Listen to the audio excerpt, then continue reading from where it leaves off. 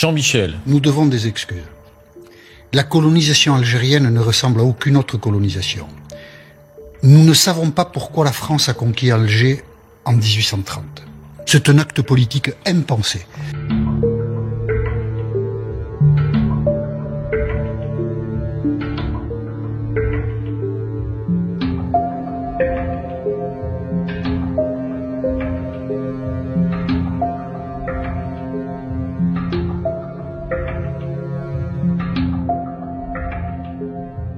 À partir de là, va commencer la conquête de l'Algérie, tellement violente qu'en 1845, il y a une campagne de presse européenne pour la dénoncer.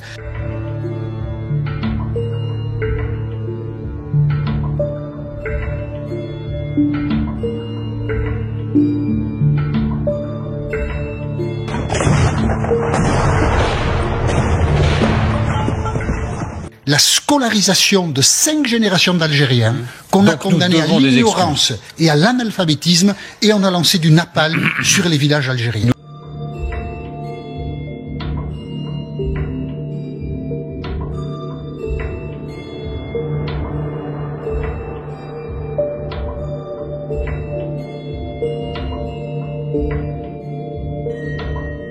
واش الخوت واش العائله الزيكوسانيه، السلام عليكم ومرحبا بكم مع اخوكم زيكوسان 07 في لا فيديو جديد. غادي نسمعوا واحد الصحفي شنو قال على الاحتلال الفرنسي للجزائر وعلى الجرائم اللي دارت فرنسا في الجزائر. هذا الفرنسي اللي تكلم بواحد الطريقه يعني مدافعه عن الجزائر ولكن باللغه الفرنسيه. انا تفرجت فيه قبل وحاولت انني نفهم الكلام ديالو، ولكن نتوما غادي تفرجوا. اللي عجبكم الفيديو غديروا لي واحد لايك كتشجيع ليا وبارطاج الماكسيموم بحفتكم وصلوا على الرسول صلى الله عليه وسلم. وغادي نسمعوا هذا الكلام مباشره بلا نطول عليكم في لا فيديو.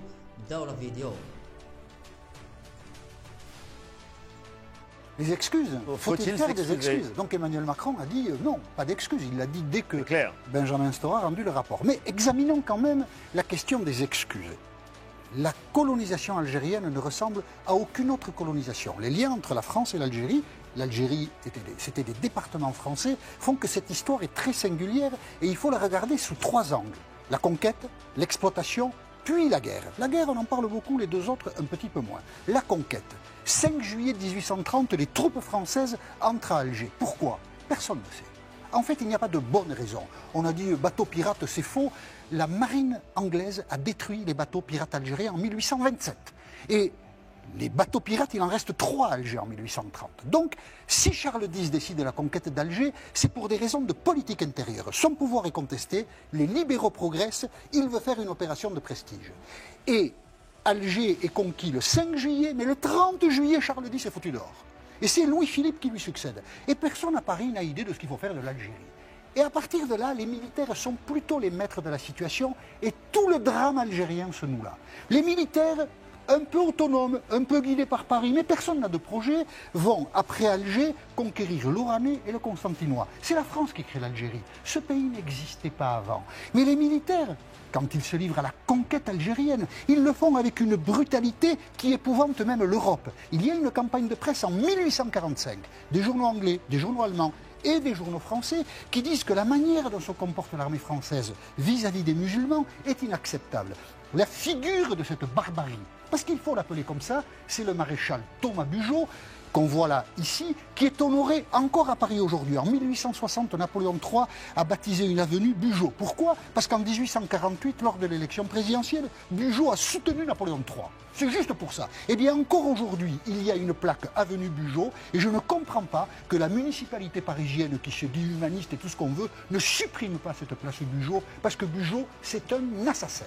Ça, c'est la conquête, elle dure 27 ans. Alexis de Tocqueville, dans un rapport sur l'Algérie, où il dit beaucoup de bêtises, Alexis de Tocqueville, il dit ça, qui est quand même très juste: nous avons rendu la société musulmane plus barbare qu'elle n'était avant de nous connaître. Il y a eu des lanceurs d'alerte en Algérie. La conquête est terminée, l'exploitation commence.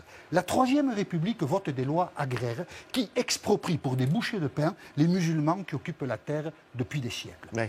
Les musulmans sont chassés. Ils connaîtront des années de famine, les musulmans. sur leur territoire. Et pourquoi? Personne n'est capable de l'expliquer. Mais se constituent des familles coloniales d'origine européenne, française, mais beaucoup d'Espagnols et d'Italiens. L'Algérie française, en fait, est composée d'étrangers. C'est assez cocasse. Se constitueront des grandes familles qui vont figer la situation politique. Déjà, Paris s'intéressait peu à l'Algérie. Là, c'est terminé. Les pieds noirs prennent tout en main. Et ils vont faire... Alors, déjà, on vole les terres aux habitants. Il faut leur expliquer quand même pourquoi. Personne n'est capable de leur expliquer. On les vole. Elles sont à nous. Dégagez, partez. Vous êtes là depuis des siècles, on s'en moque. Ces familles pieds noirs vont organiser la déscolarisation pendant près d'un siècle de tous les jeunes Algériens. On va plonger un peuple dans l'ignorance. On a martyrisé tout un... Nous, Français, hein, nous avons martyrisé un peuple pendant un siècle. Ça, c'est terrible. Puis on pourrait dire beaucoup d'autres choses sur l'exploitation de l'Algérie. Vient la guerre. Moi, j'ai appris quand j'étais jeune que la dictature argentine mettait ses opposants dans des avions et les jetait dans l'océan. Et je trouvais ça inouï, cette barbarie.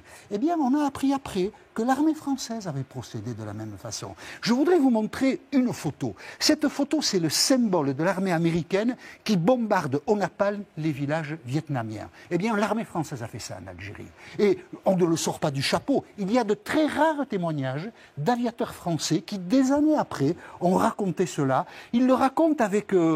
un peu d'étonnement des années après, parce que oui, l'armée française a bombardé au napalm des villages algériens. Germain Chambost témoigne au début des années 90, c'était un aviateur français pendant la guerre d'Algérie. Je me souviens d'une fois où j'ai largué ce qu'on appelait pudiquement des bidons spéciaux. Il était interdit de prononcer à la radio en vol le mot de napalm. Le napalm était interdit. Alors on appelait ça pudiquement des bidons spéciaux. J'ai largué des bidons spéciaux et après avoir largué le bidon dans la vallée qu'on m'avait demandé de bombarder, un avion marqueur avait lancé un fumigène et on m'a dit « tu largues tes bidons sur le fumigène ». J'ai largué mes bidons sur le fumigène. C'était ça la guerre, pour nous aviateurs. Et puis en dégageant, j'ai vu quelqu'un qui courait, qui avait le feu dans le dos. J'avais brûlé un type. Oui, c'est vrai, on y pensait après, on avait brûlé des types. En dégageant, j'ai vu que j'ai brûlé un type. La conquête, l'exploitation, la guerre, ce sont trois bonnes raisons pour présenter des excuses aux Algériens aujourd'hui. Parce que ce qu'a fait la France en Algérie pendant 130 ans est franchement scandaleux.